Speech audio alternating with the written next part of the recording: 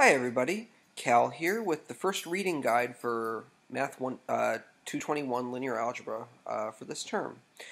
These reading guides are going to kind of help you get through the book. I recognize that reading a math book is something that's hard and that not all of us might know how to do coming into the class. And so these are meant to not explain the material to you, but to point out what's valuable in reading this book and what is less than valuable. I'm going to just kind of page through the book, and I'll give you some commentary as we go, and we'll see how it goes. So, this video is on sections 1.1 and 1.2 in the text, and these really should be taken as a pair. 1.1 is going to kind of give us some motivation for some problems, and 1.2 is going to give us some of the in-depth mechanics on how to handle them. Section 1.1 is called Systems of Linear Equations. In any section, we want to really focus on the words that are being used. The words are our basic vocabulary, and the theorems are kind of our grammar. We want to think of this as a language that we're learning. So you definitely want to figure out what all the bolded words here mean, systems of linear equations, and so on. So what you want to know what solutions are, you want to understand what it means for systems to be equivalent, and you should try to figure out what these pictures are going on about over here on page 3. Moving forward, the box at the top of page 4 is pretty important. You should understand what that's saying and also why that is. And again, we're always focusing on the why in this class. Why do things work the way we're saying they do?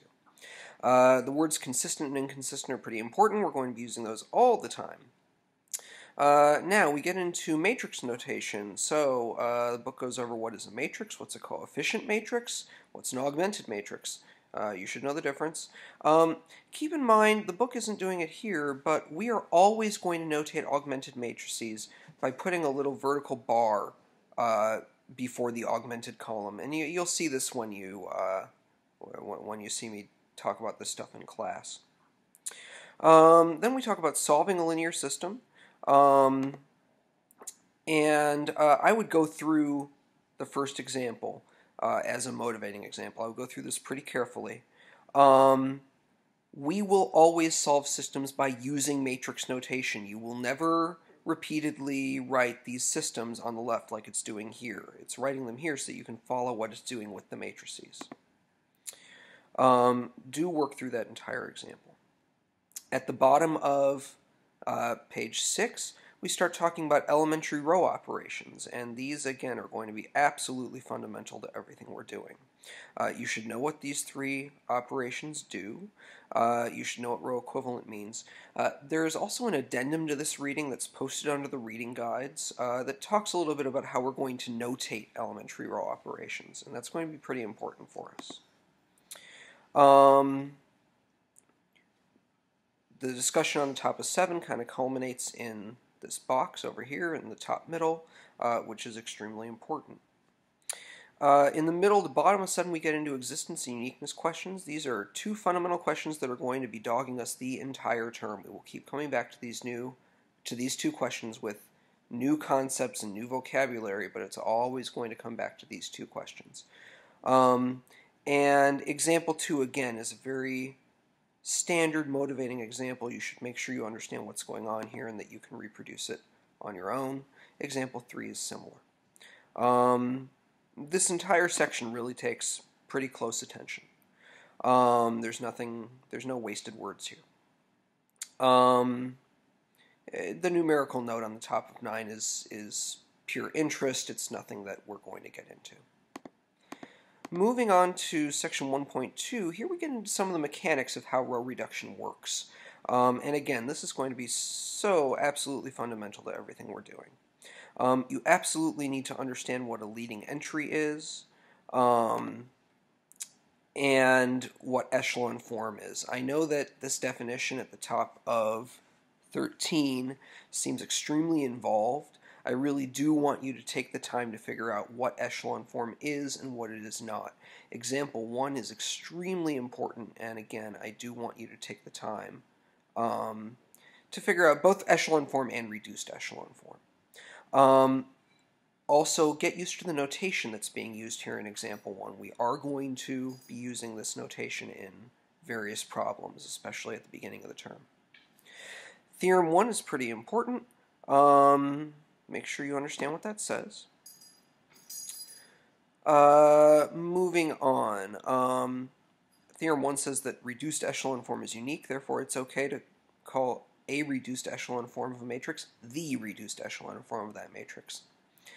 With that in mind, we can define pivot positions. Make sure you understand what pivots are, pivot positions, pivot columns, and so on. And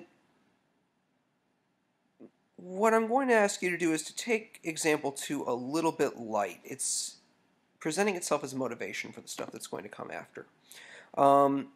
What you should really focus on is the row reduction algorithm.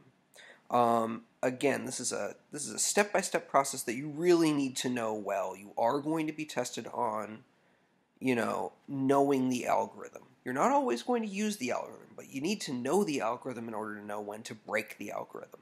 And we'll be getting into that in class as we have time. So make sure you understand exactly what the algorithm is saying, and follow through the leading example here as best you can.